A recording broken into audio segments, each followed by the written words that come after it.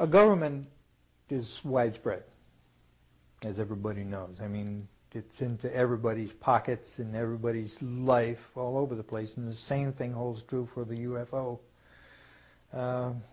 extraterrestrial, if you want to look at it that way. But very, very few people really know the full knowledge of what's going on. It's held very tightly within black covert operations. They keep pretty much each organization an island unto itself. You don't have cross-departmentalization a lot within the programs. TRW, Johnson Controls, Honeywell, all of them at some point or another became involved with the intelligence field, certain works, some of Phil Corso's early back engineering projects. If you will look into those, Atlantic Research was one of them, way back. Entities that were created out of people in the Pentagon to become a quote-unquote Beltway bandit. Received projects, grants, and monies to do certain projects that were so highly classified, even though there was only a top secret, but so compartmentalized that only about 4 people would know what was going on. But as far as UFO and intelligence and extraterrestrial goes, it's right at the top. And I would say that the president has such limited knowledge of it. I know Carter did not have any knowledge whatsoever. And I worked right there with the organization, President Carter's organization.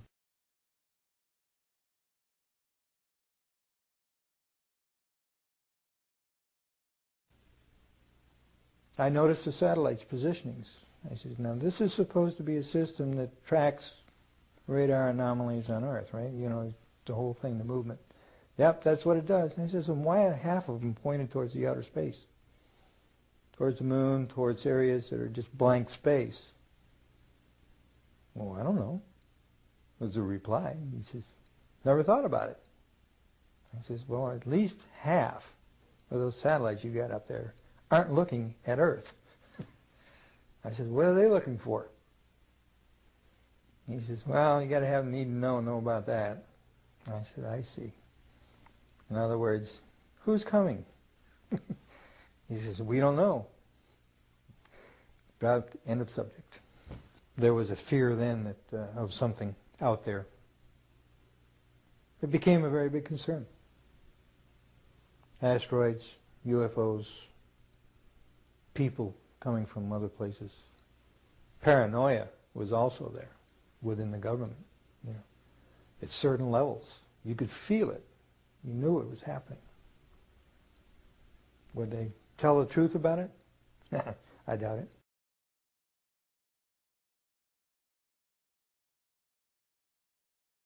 Weapons in space is still a big enigma.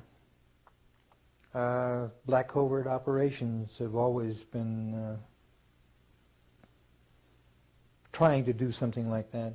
When Star Wars was brought out as an idea, which was before Reagan actually, and incorporated into his administration, it became pretty much a window dressing, as when people would call it, but there was a lot of truth behind what they were trying to do. They knew the basic principle of what they wanted to do. They wanted a weapon system they could put in space that would stop a ballistic missile.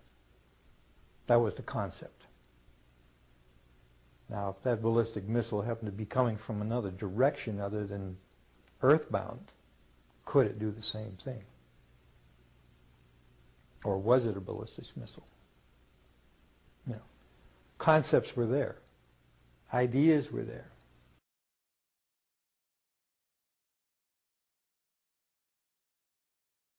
And we get quite a bit of information about the sightings. We get drawings of what the vehicles look like, whether they landed or not, whether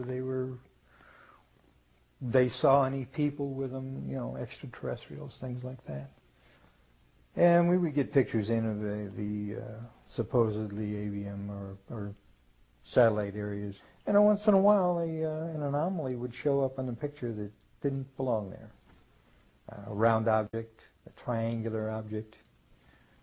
They were not markings put on the photograph that indicate some place or anything like that. These were above ground. They were not part of the picture. And the truth is, they have hidden things like UFO and extraterrestrial information from us for years. Not just the current era, but back before the 1900s. It's about time for them to just come forward and say, hey, this is it.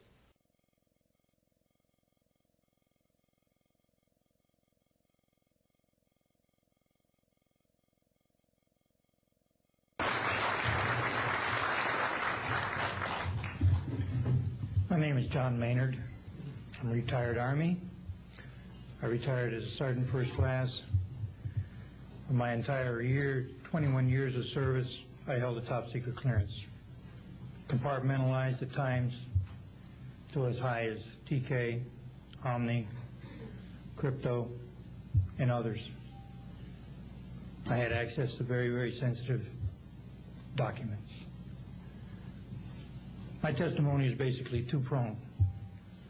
One, I retired from DIA in 1980. And when as an administrator you take over an office, you take over everything and you sign for everything. And I signed for well over 2,000 documents. In order to sign and inventory those things, you have to read them. Not word for word, but basically I went through every document to make sure that it was complete. It was there, as they told me, that when I turned my charge over to the next person, those same documents were there. So I got quite a good knowledge of what was going on in those documents, and believe me, there are many, many different references to UFOs. There was also NPIC pictures that shows that it would targeted objects that were casing you out. Now, I worked on the SALT 1 and SALT 2 areas for the office that I worked in. So we were taking pictures all the time for verification of nuclear disarmament. And there were some objects in those pictures that didn't belong there. The second prong to this whole thing is that a lot of people talk about conspiracies over a shadow government. I'm willing to testify before Congress that these black operations do exist. I nearly became part of it. But I saw the light, I think. Or was it? And I got out. And that's it. We have to disclose what we know. And I am willing to testify before Congress under oath, or before any other organization, that what I witnessed was true.